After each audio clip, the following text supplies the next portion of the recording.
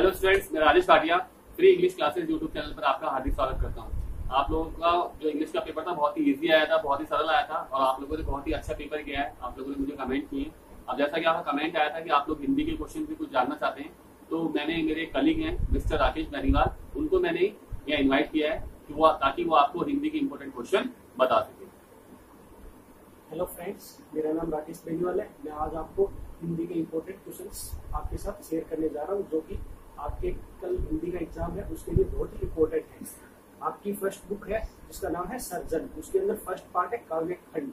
उसके अंदर आपको सबसे पहले फर्स्ट चैप्टर है संतवाणी, उसके ऊपर बहुत ज्यादा फोकस करना है, क्योंकि ये चैप्टर बहुत ही ज्यादा इम्पोर्टेंट है। क्योंकि इस चैप्टर से या तो आपके कवि परिचय आएगा या इसके अंदर से कोई आपके दोहे की व्याख्या भी पूछी जा सकती है इस चैप्टर के अंदर। सेकंड पार्ट है इस बुक के अंदर सर्जन के अंदर गद्य खंड। उसके अंदर 2 चैप्टर बता रहा हूं मैं आपको, उनसे 101% क्वेश्चन आने के चांसेस है। फर्स्ट चैप्टर है भव्य आचार्य रामचंद्र शुक्ल जी का, और सेकंड चैप्टर सफल प्रजातंत्र के लिए आवश्यक बातें डॉक्टर भीमराव अंबेडकर। और सेकंड बुक आपकी है पीयूष प्रवाह है। उसके अंदर निबंधात्मक क्वेश्चन 2 चैप्टरों से आने के बहुत ज्यादा चांसेस है स्टूडेंट्स।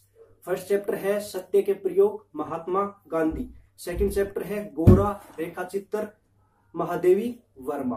अब स्टूडेंट्स अपने ने कंप्लीट कर लिया है जो कि चैप्टर थे, दोनों बुक्स कंप्लीट कर लिए। उसके बाद में अपना रह जाता है अपठित बोध है। उसके अंदर तो स्टूडेंट्स के कोई ज्यादा इश्यू नहीं रहता, उसके अंदर क्वेश्चन करने का कोई ज्यादा इश्यू नहीं रहता। अब सेकंड अपने चले जाते हैं व्यवहारिक व्याकरण एवं रचना पे। व्यवहारिक व्याकरण एवं रचना सबसे बढ़िया टॉपिक है अगर आपको मार्क्स गेन करने हैं या जो स्टूडेंट्स जिनको बहुत ज्यादा इश्यू आ रहे हैं, क्योंकि इसके अंदर छोटे छोटे सिंपल चैप्टर है, छोटे चैप्टर है, ज्यादा लेंथी चैप्टर नहीं है, और आप मार्क्स भी गेन कर सकते हो।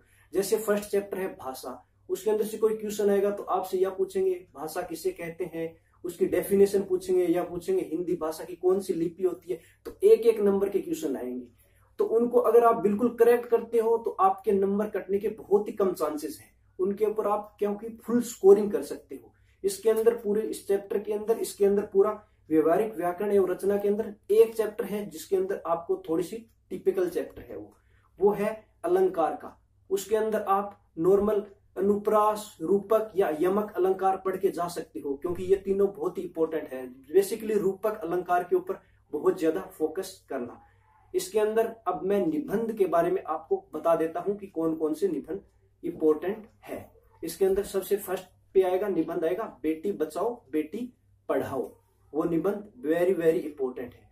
सेकंड आएगा केसलेस अर्थव्यवस्था, और उसके बाद में आप देख लेना प्रदूषण के अंदर अब जैसे अपने राजस्थान के अंदर बजरी खनन था, उसके ऊपर सुप्रीम कोर्ट की जो RTI आई थी उसको बंद किया हुआ है, उस इश्यू को भी आप डाल सकते हो, क्योंकि उसके अंदर से जो सिलिका के पार्टिकल्स निकलते हैं उससे सिलिकासिस डिजीज होती है, उसका भी आप एक डाल सकते हैं। और उसके बाद में सबसे लास्ट पार्ट आता है अपना खंड 5, जो इसको पार्ट 5 बोलते हैं, संवाद सेतु। ये बिल्कुल ही बहुत ही इजी है स्टूडेंट्स, क्योंकि इसके अंदर समाचार लेखन जो कि अपने डेली न्यूज पढ़ते रहते हैं उनके अंदर इसके बारे में है। और इसके अंदर आप इस पार्ट के अंदर आप रिपोर्टाज कर सकते हो, जो कि इसके 101% आने के चांसेस है उससे। जैसे इसके अंदर साक्षात्कार हो गया, उसके अंदर से क्वेश्चन आने के हैं, वो बिल्कुल इजी टॉपिक है, बिल्कुल सिंपल है।